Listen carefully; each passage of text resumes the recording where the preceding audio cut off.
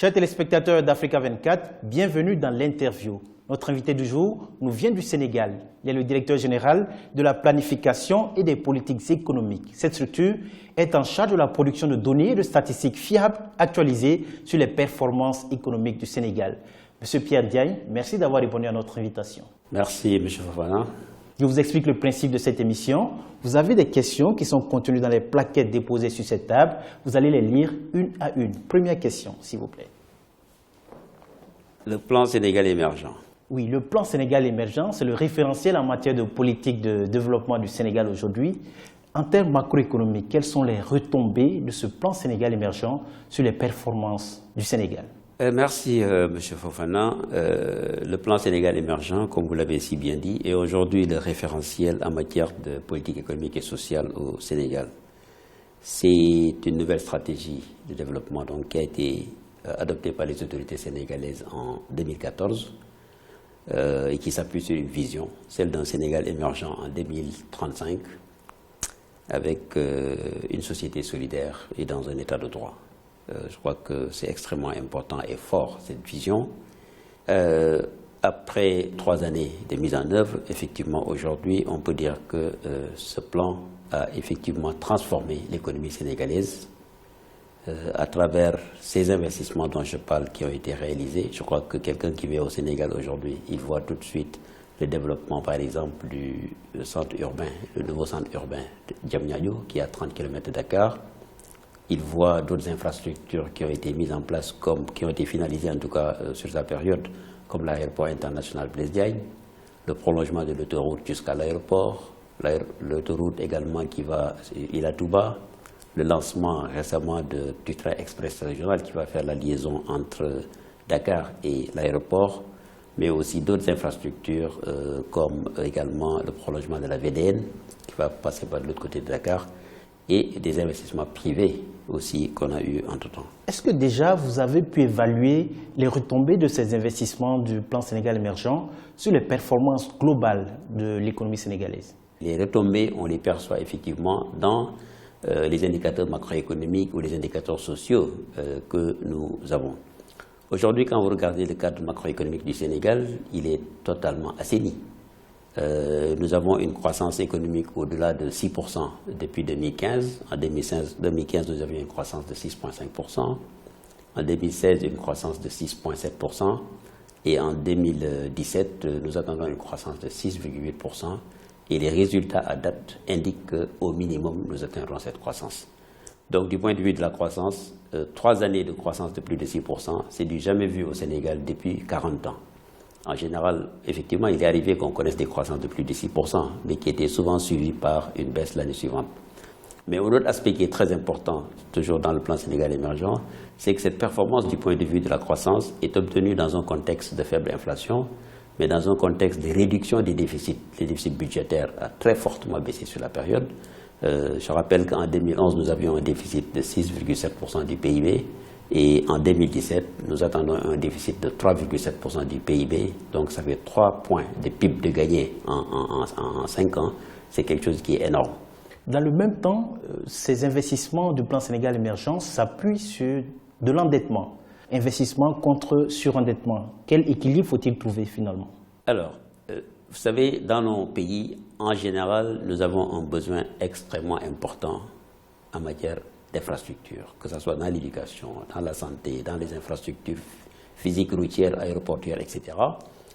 Et les ressources, naturellement, sont limitées. Donc, devant cette situation, comme tous les pays du monde, la dette n'est pas une mauvaise chose en tant que telle. L'État du Sénégal a eu donc à recourir à un endettement pour financer certains investissements. Mais ce qui est important au niveau de la dette, c'est de voir sa soutenabilité. Aujourd'hui, nous sommes à un ratio d'endettement, c'est vrai, de 60% du PIB.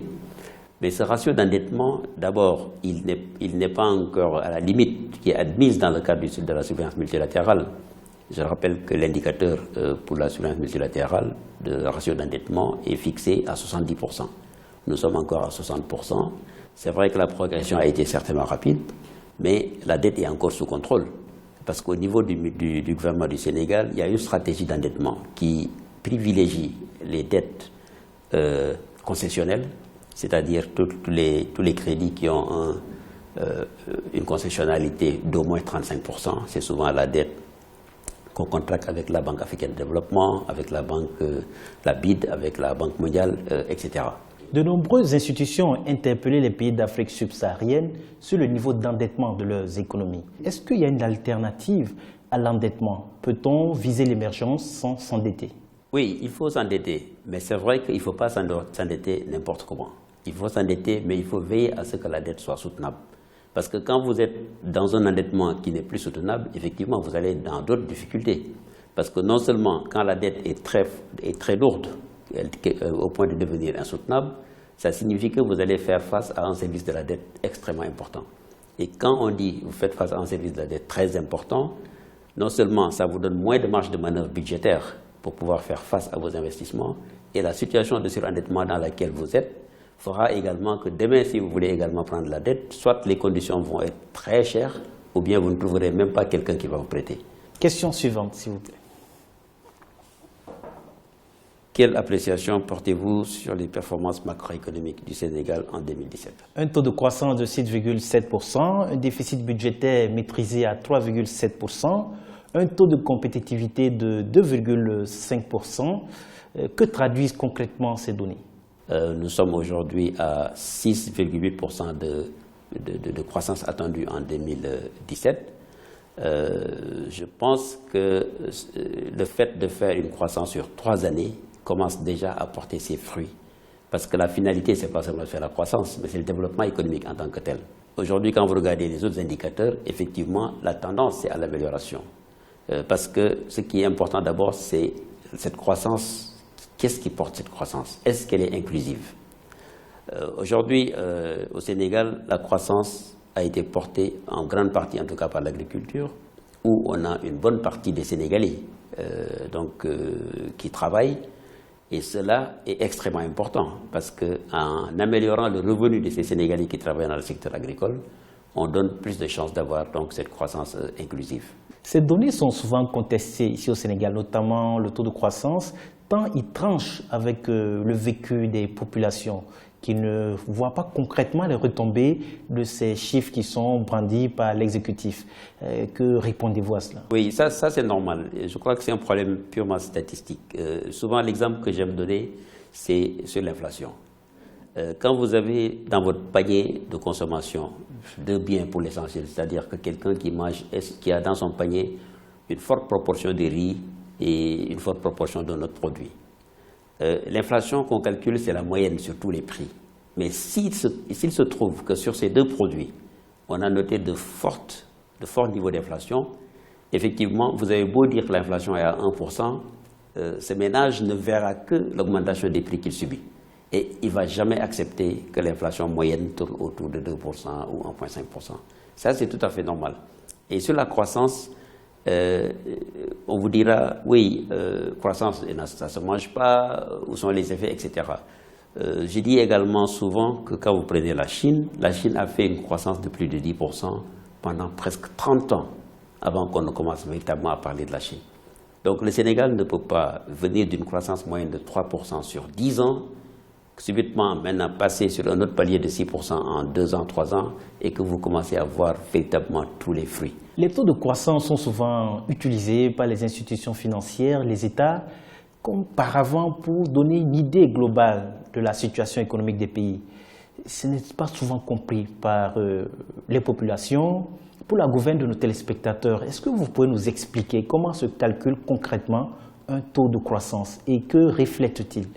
Oui, ça aussi c'est une très bonne question parce qu'effectivement on parle de croissance, parfois on n'a pas forcément tous les éléments qui peuvent expliquer un peu la croissance.